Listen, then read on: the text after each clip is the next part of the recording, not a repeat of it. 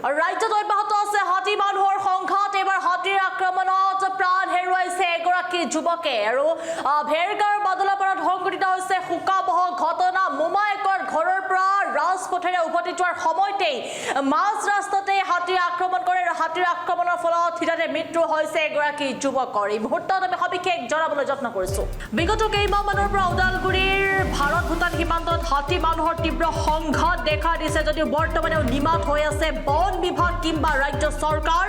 টেংকি বস্তিৰ মোমায়েকৰ ঘৰৰ পৰা ফাৰাম চকৰ নিজ গৃহলৈ উভতি অহাৰ সময়তে বাদলাপাৰা চাহ বাগিচাৰ মুণ্ডা লাইনৰ মাজত গছকি নিহত কৰে এগৰাকী লোকক আৰু ডিমাকুচি আৰক্ষী থানাৰ অন্তৰ্গত ফাৰাম চকৰ সীতাৰাম ধানোৱাৰ নামৰ ব্যক্তিজন বন্য হস্তীৰ আক্ৰমণত হঠাতে নিহত হয়। নিহত লোকজন ফাৰাম চকৰ চুলে ধানোৱাৰৰ পুত্ৰ সীতাৰাম ধানোৱাৰ বুলি জানিব পৰা গৈছে। উল্লেখযোগ্য যে স্থানীয় বৰনদী অভয়াৰণ্য আৰু হালিংদুৱাৰ বনাঞ্চলৰ পৰা খাদ্যৰ সন্ধানত ওলাই অহা হাতীৰ জাকে প্ৰতিদিনে ওদালগুৰিৰ বিভিন্ন প্ৰান্তত উপদ্ৰৱ চলাই আহিছে যদিও কোনো ধৰণৰ গুৰুত্ব নাই।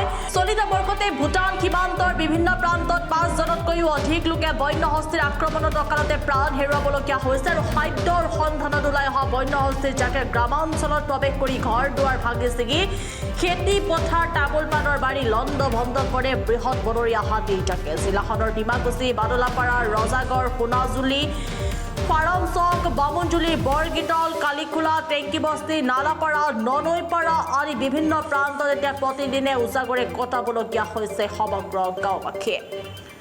আৰু হাতী মানুহৰ সংঘাত ৰোধ কৰাৰ লগতে ভুক্তভোগী পৰিয়ালক আৰ্থিক সাহায্য প্ৰদানৰো দাবী জনাইছে স্থানীয় ৰাইজে। ওদালগুৰি ভেৰগাঁৱৰ পৰা তীৰ্থ শৰ্মাৰ ৰিপৰ্ট, সংবাদ লহৰ।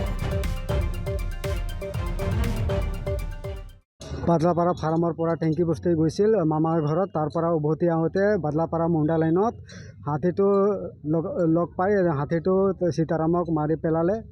আৰু চৰকাৰে এতিয়া আমাৰ ফালে সদায় দিনে দিনে হাতী মাৰিয়ে আছে, কিন্তু তেতিয়াও মানে চৰকাৰে ভালকৈ ব্যৱস্থা লোৱা নাই। আৰু আমাৰ ফাৰাম চকৰ পৰা বাদলাপাৰালৈকে যাওঁতে ইফালে দুইফালে জংঘল, তাৰ মাজতে এতিয়া মানে লাইট চাইট একো ব্যৱস্থা নাই, তাতেও অলপ ভয় থাকে। এইবিলাকো চৰকাৰে ব্যৱস্থা লোৱা নাই, সেইটো কাৰণে হাতী সদায় মাৰিয়ে থাকে। সেইটো কাৰণে যোনটো মানুহ এতিয়া সীতাৰাম ডেথ হৈ গ'ল তাৰ কাৰণে এটা ভাল ব্যৱস্থা ল'ব লাগিব।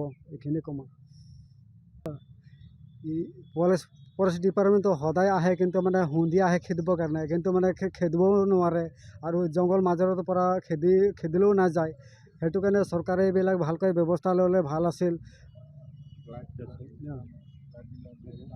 বাদলাপাৰা ফাৰ্মৰ বাগানত মাজত সদায় হাতী থাকে, সেইটো কাৰণে হাতী বেছি উৎপাত আৰু দিনে দিনে হাতী মাৰিয়ে আছে। সেইটো কাৰণে চৰকাৰে ভালকৈ অলপ ব্যৱস্থা ল'ব লাগিব। কালি ঠিক 4টাৰ পিছত এই সীতাৰাম ধানোৱাৰে টেংকি বস্তি গৈছিল, তাৰ পৰা উভতি আহোঁতে হাতীটো তাক মাৰি পেলালা। সেইটো কাৰণে চৰকাৰে তাৰ কাৰণে ভাল এটা ব্যৱস্থা ল'ব লাগিব। এইখিনি কম।